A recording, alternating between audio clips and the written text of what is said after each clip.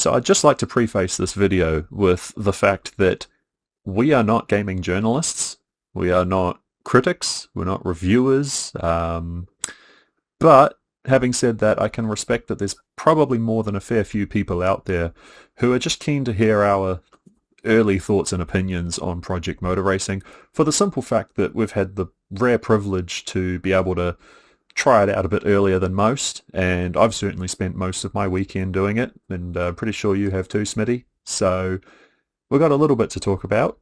What should we kick off with? Let's talk about physics. Physics are How does good. it feel?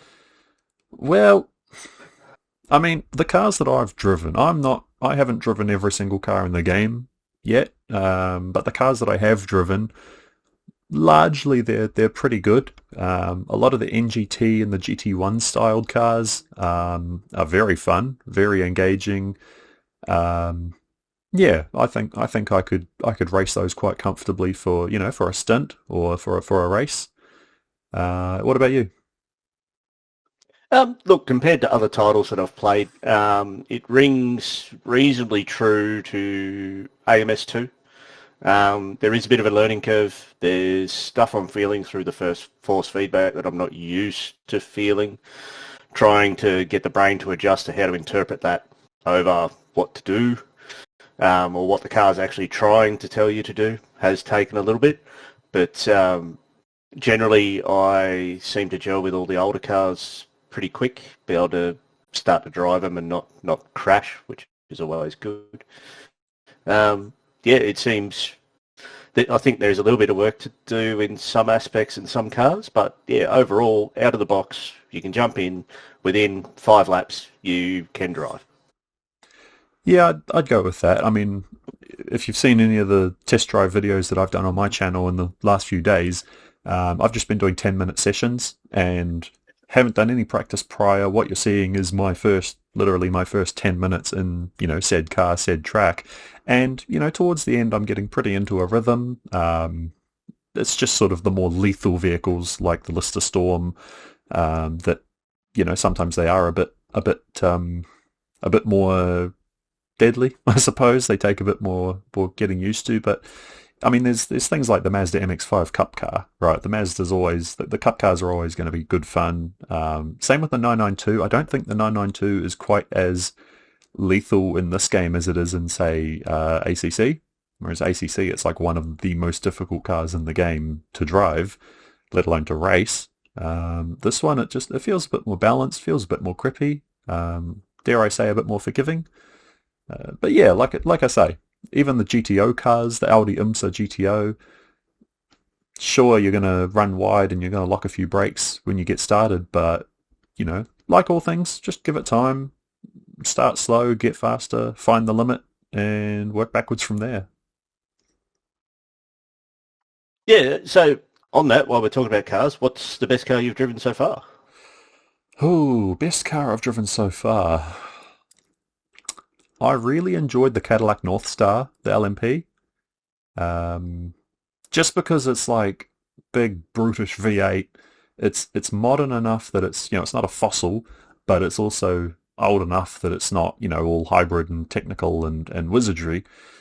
They've also done a really good job. I don't know if you've driven anything that's open cockpit yet, but they've done a really good job of reflecting the noise of like the wind. So as you're speeding up, the wind noise around you is getting more and more intense, and it's drowning out the engine until then you throw on the anchors and all that noise disappears and you're back to V8.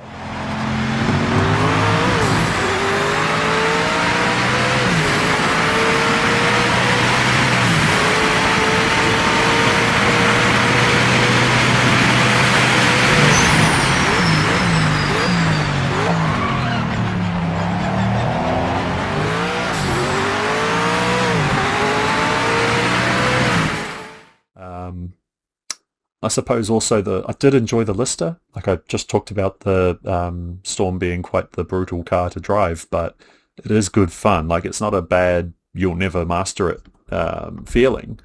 So yeah, pretty much every car that I've driven so far I have liked, I have enjoyed. Um, the hypercars are a bit funky at the moment, and I think there's been a fair bit of discussion already about just how weird they feel. They sort of feel a bit like they're struggling to just keep in a straight line. I don't know if that's one of those day one patch fixes, or I mean, of course, I've never driven a hypercar in real life, so maybe they do drive radically different to GTs and tin tops. So it's hard to say, but yeah, I mean, compared to the GR010 in like Gran Turismo, for example, or LMU, this does feel decidedly trickier. So who knows yet? Yeah, yeah, unfortunately, for no apparent reason, I haven't driven anything that's open cockpit, like any of the LMP stuff. I haven't purposely avoided it, but it's just not what I've spent any time in, so it's a bit hard for me to comment on that.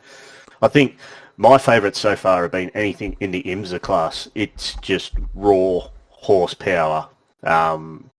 Couple that with a H pattern shifter, turn all your auto blip, your auto clutch and your auto trail off, and it's just raw driving fun.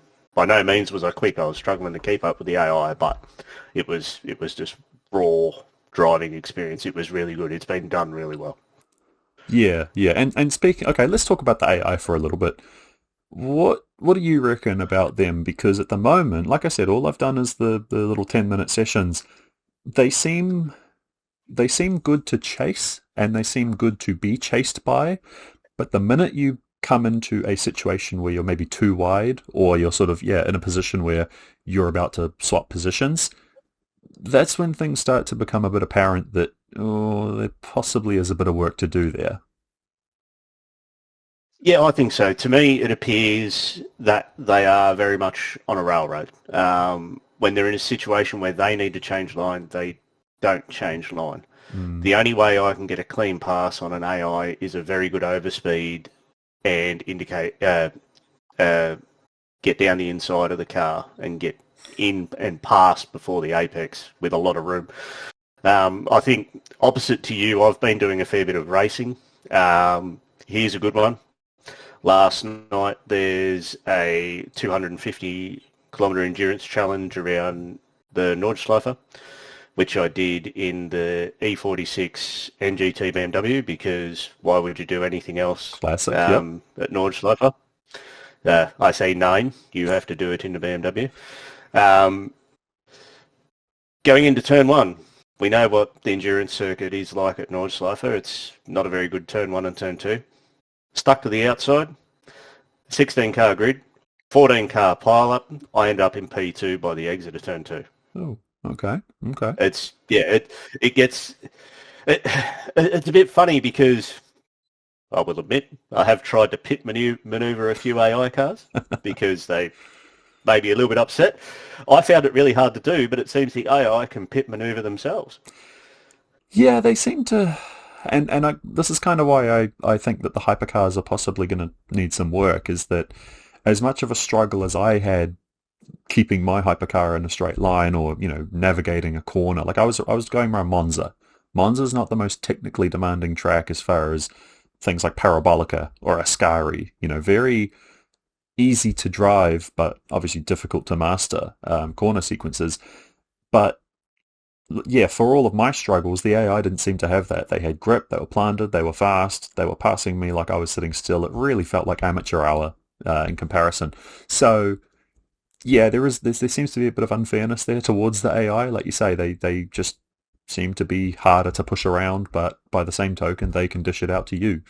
So yeah, yeah, it's like I said, they are fun to chase. If you're doing just a time trial, a practice session, and you've got a car in front, it's great for learning new tracks. I did that with Sebring. I've never driven Sebring before in my life, and same thing. I could just follow the Porsche in front of me, and if he braked, it was like, cool, there's a marker.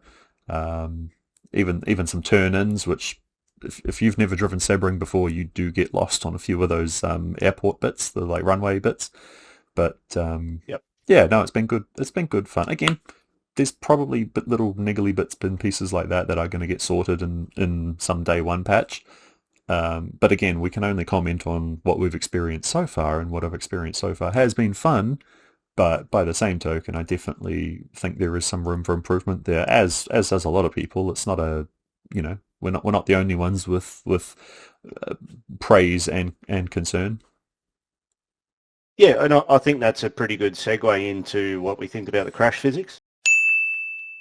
Alright, let's check the damage model. Let's just plow into a wall at high speed, see what happens.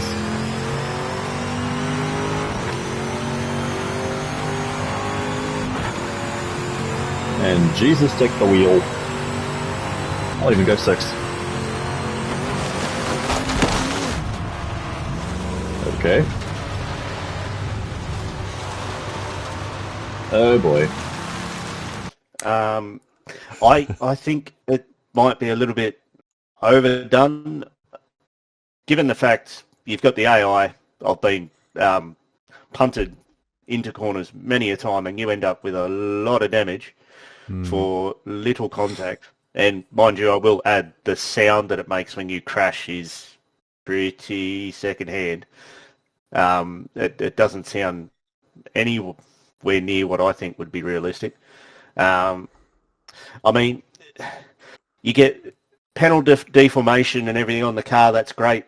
Personally, I think the dirt levels on the car, even after 5 laps, there seems to be a mass amount of rubber build-up.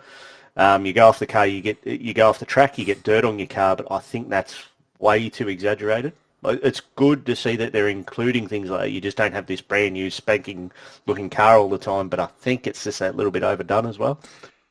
Yeah, I suppose it also depends on how you're driving the car, and there's no, like with the different track options, you've got, heavily rubbered, you've got lightly rubbered, you've got pristine. So if you drive out onto a heavily rubbered track, I can understand it wouldn't take too long for your car to pick up little bits of rubber and bits and pieces. I have quite enjoyed seeing some of the environmental bits. Like I think it was Zolder. I was driving a Porker Cup car, and you come out of the pits, and of course Porsche Cup cars are quite loud in real life. And that first lap you're going around and you're disturbing all the birds out of the trees, and you've got birds, flying out of their trees, and you're sort of, oh, okay. Like it's just that little stuff that sort of catches your attention while you're doing your out lap, sighting lap. And yeah, just little touches like that was sort of like, oh, that's pretty cool. You don't see that in ACC or in GT or any of those. So, um, I suppose something else to sort of touch on. I know we've already waffled on a fair bit for this one, but UI. What do you find? How are you finding the sort of the user interface, both in the menus and both driving? Because I've got some opinions, but I'm keen to hear yours first. I did see some feedback from some other people around how the UA, the user interface in the menus is a little bit funny. I can see where people are getting misled about which button they should click or which button they should press on their wheel, next versus drive, that sort of thing. Yeah, I mean, that you is. sort of just have to Yeah, stop and have a bit of a think about which one you want to go to, which could possibly lead into some dramas. But within the first half hour, I had that sorted in my head, so that really wasn't an issue. The um, As for the menus, I don't think they're too bad. The way they've laid out all the settings and how to adjust those, that doesn't seem too bad at all. Nothing that sticks out and says this needs work or this is overly different from what we've seen before. As for the driving user interface, the first thing I noticed is the refresh rate on the track map. It is very, very slow. It looks to be about 30 odd frames a second, rather stuttery. And there may be options for it, but I haven't found it. I'd like to have a whole track map, not a zoomed track map, so that I can get a bit better picture of where everybody else is relation to where I am. Um, in the chat we were having before, I could not find any driver input data, but you said you found it in the bottom left corner, so it must be that small that I missed it. That was one thing that I was going to say, like, where's that? I'm curious to see. I like a little bit of feedback of what sort of inputs I'm putting in, but that's something I'll have a play with after this and see if I can tweak that or at least recognise where it is. yep. But other than that, the in-game menu for your pit stops and to go through like your MFD isn't too bad. I've found that reasonably easy to use. One thing I did, and could be an options thing, I might have missed it, really missing something like a radar. Yeah. A lot of the cars I've driven, I've got good enough field of view to at least see the rear view mirror and maybe one side mirror, but you see the car move through your rearview mirror, then you completely lose it and you're just guessing where they are. And with our lovely AI crash physics, you're going to hold on. Am I going to get hit here? So that's one thing that, once again, it may be something that I've missed, but if that's not included, I think that's something that they really need to think about implementing.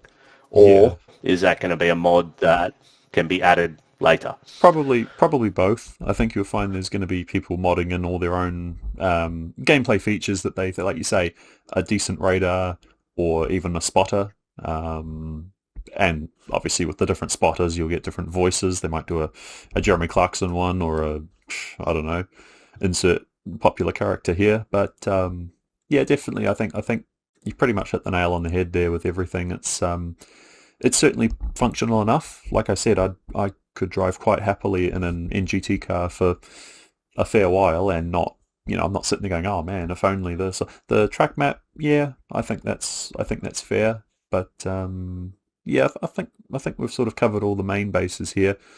Like we said, not a review, not a particularly, go out and buy it day one.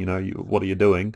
But by the same token, I mean, people are so quick to forget that ACC was horrible on its release, worse than even we've experienced with Project Motor Racing at the moment, and yet these days, after many years of love and support and work, there's now a petition out to keep it alive because it's that good, and Project Motor Racing, for all of its faults at the moment, is still very fun. I've thoroughly enjoyed driving it, and this is like before day one. So I'm pretty sure that with the love, with the support, with the ironing out the bugs and the kinks and sort of evolving, I think it's going to be a pretty cool game. Is it gonna rival ACC and Gran Turismo on the console? Remains to be seen, but I think it's certainly got the bone. It's got good bones. I'm definitely happy with how I've spent my weekend. Yeah, it's definitely they've put themselves in a good spot. I can see this being attractive to your traditional GT7 style driver, or ones that just grab a console. Oh, I'm going to give this driving stuff, sim racing stuff, a go with a pad. You can pick it up and you can go in this. It's that little bit. It steps, in my honest opinion, it steps away from the simcade style that Gran Turismo is, and sort of leans more towards the sim, which is a good thing. You don't need, but Forza and everything else has its place, but this is not where this is aiming itself. Yeah. Yeah, I think it's there. There are some, like anything, honestly, even games these days on day one, you can't expect it to be a perfect, polished game straight out of the box. It's not going to be, but I can definitely see the potential here. I'm probably at maybe 10 or so hours spent in the game, and I'm to the point where I'm ready to go back in and try some more stuff out that I've missed. So I think we're promising. About the only thing I haven't been able to try is any multiplayer stuff, because obviously we're down here in the bottom of the earth in the Oceania region, and the player base at the moment isn't that big. So anything online, I haven't seen anybody else in a lobby. So that's yet to be tested. But I'm hopefully on day one and after we can pick that up and see what that's like. Yeah, certainly right. Anyway, I think we've waffled on long enough.